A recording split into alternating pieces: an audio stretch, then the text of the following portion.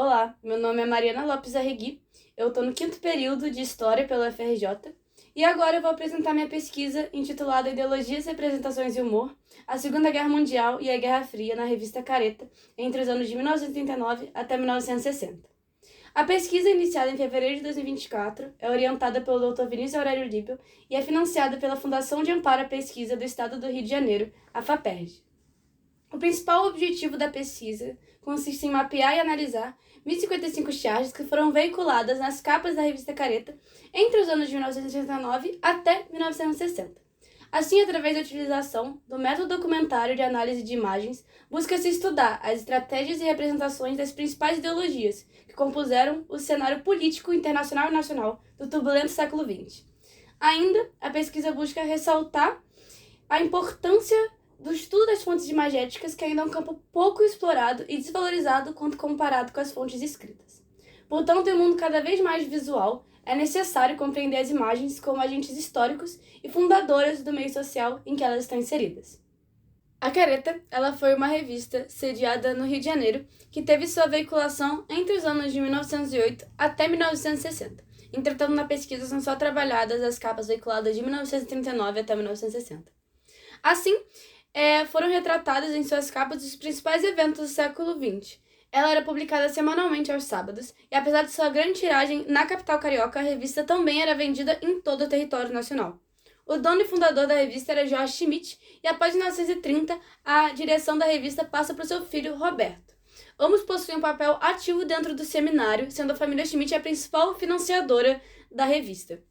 O principal atrativo da revista eram suas charges, sendo encontradas na capa e em seu interior, totalizando em média de 8 charges entre as 40 páginas veiculadas. O estilo leve e fluido que compôs a maioria das charges foi produzida pelo chargista J. Carlos, que contribuiu para a profissionalização dos caricaturistas no Brasil inteiro. Dessa maneira, a revista utilizava o humor como ferramenta para discutir o político e a sociedade carioca.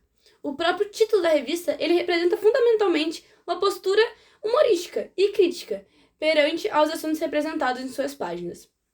Durante os mais de 50 anos de sua veiculação, a revista retratou diversos eventos da política nacional e internacional. Além disso, a revista ela manteve sua veiculação durante a ditadura do Estado Novo. E apesar de seu humor crítico, o seminário ele utilizou de diversas estratégias discursivas e imagéticas para manter a sua essência e burlar a censura do Departamento de Imprensa e Propaganda, o DIP, de Getúlio Vargas.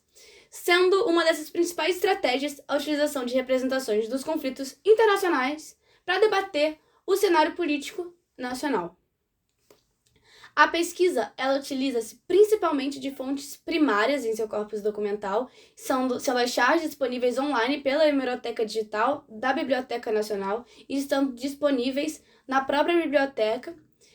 Além disso, a bibliografia secundária utilizada engloba os textos sobre o método documentário, sobre a história política, sobre a história cultural da imprensa e também sobre a própria revista Careta. A metodologia utilizada é o método documentário de análise de imagens estipulado por Ralph Bozack, pesquisador da Universidade Livre de Berlim, e aplicada no estudo de charges por Vinícius Líbio. A metodologia ela visa a análise da imagem como um sistema que possui uma dinâmica interna e, portanto, deve ser analisado internamente, mas também inserida em um contexto histórico. Portanto, a imagem deve ser analisada não só como um reflexo da realidade em que ela está inserida, mas também como produtora dos símbolos e do imaginário dessa realidade. Assim, torna-se uma fonte e uma forma de análise dos hábitos daqueles que a produzem, como estipulado por Bourdieu, à medida que é formadora do seu imaginário. A metodologia ela visa a utilização do método documentário estabelecido por Karl Merham, além do método iconológico do historiador da arte Erwin Panofsky e o método icônico do historiador da arte Max Imdahl.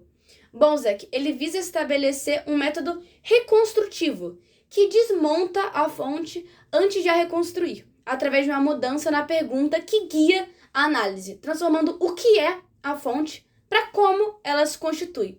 Dessa maneira, ele divide a análise da fonte imagética em 2 passos.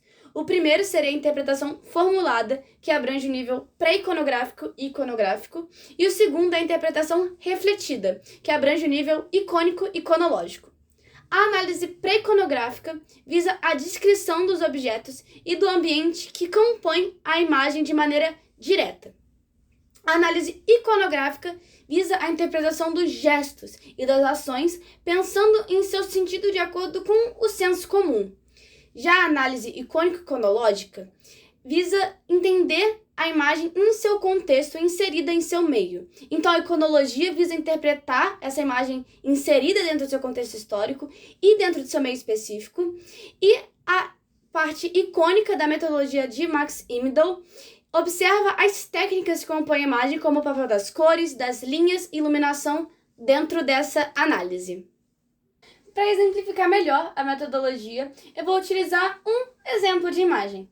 Essa é uma charge veiculada na capa da revista Careta, como vocês podem ver, no dia 21 de janeiro de 1939, com o título Vai Arrebentar.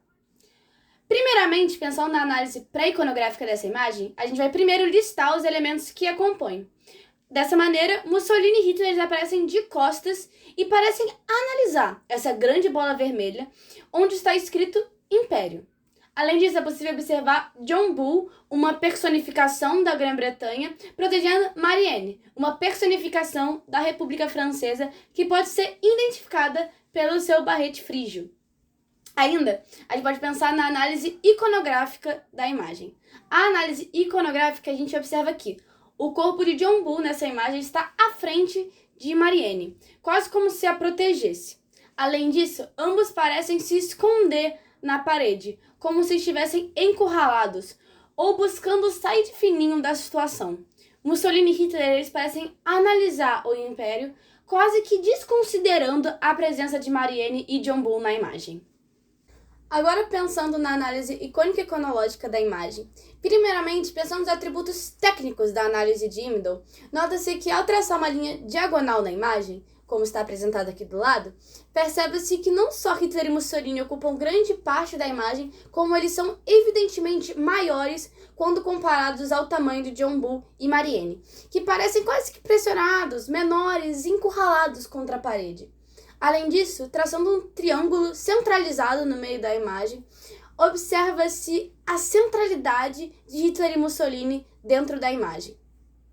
Agora, ao inserir essa imagem em seu contexto historiográfico, pensando na análise iconológica de Panofsky, ela foi publicada em 21 de janeiro de 1939. A Segunda Guerra Mundial não havia iniciado oficialmente, mas as grandes tensões mundiais se tornavam cada vez mais evidentes, enquanto o caráter expansionista dos governos totalitários se tornavam cada vez mais claros. Além disso, o Pacto de Munique já havia sido assinado, e as tentativas de política de apaziguamento do primeiro-ministro do Reino Unido, Chamberlain, não pareciam agradar a todos. Assim, se torna claro na imagem a Grã-Bretanha e a França que parecem distrair Hitler e Mussolini com seu império, enquanto tentam sair de fininho antes que um maior conflito arrebentasse.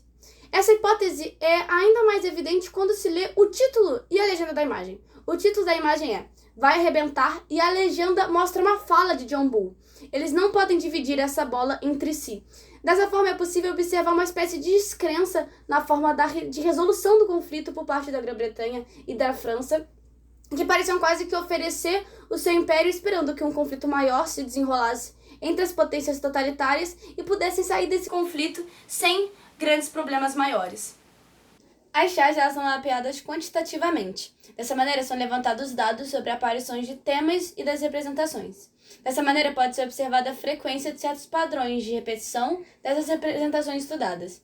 Além disso, é levantada uma análise qualitativa das imagens, que visa a compreensão dos signos representados e de suas estratégias, sendo uma análise da dinâmica interna da imagem e também de sua historicidade. Agora, pensando nas expectativas e na importância da pesquisa. Primeiramente, é importante ressaltar que a pesquisa ainda está em seu início, tendo sido iniciada em fevereiro de 2024. Dessa maneira, não há nenhum resultado ainda para ser apresentado, mas podem ser pensadas nas expectativas para o desenvolvimento da pesquisa durante esses 2 anos de bolsa. Primeiramente, é essencial a gente entender a charge como um produto cultural do político, mas para além disso, como um agente histórico que forma o imaginário para além de representá-lo. A pesquisa, portanto, ela é importante para valorizar o estudo das imagens, que ainda é desvalorizado quando comparada ao estudo das fontes escritas. Assim, um mundo cada vez mais visual, a imagem ela é uma testemunha e um manifesto das correntes ideológicas. E com o progresso da tecnologia e da pluralidade de formas de mídias, é essencial a gente estipular formas e métodos de estudar essas imagens. A gente pode perceber atualmente no discurso da inteligência artificial e nas formas de charge por essa inteligência artificial e até das fake news. Assim, através do método documentário de análise da imagem, a pesquisa ela visa ressaltar a importância desse campo de estudo e entender a importância das charges como um palco de manifestação política e formadora desse espaço em que ela se insere. Por fim, os agradecimentos. Primeiramente, eu agradeço a minha família, que sempre foi minha fonte de inspiração, aos meus amigos, que sempre me apoiaram, ao professor Vinícius Líbia pela orientação, pela disponibilidade e pela confiança, e também à FAPERJ pelo incentivo à pesquisa, e pela FRJ por ser um berço de conhecimento e de aprendizado, e também a AMPU por esse espaço de debate, de diálogo, e por essa oportunidade de apresentar a minha pesquisa. E é isso, obrigado pela sua atenção e um bom ano!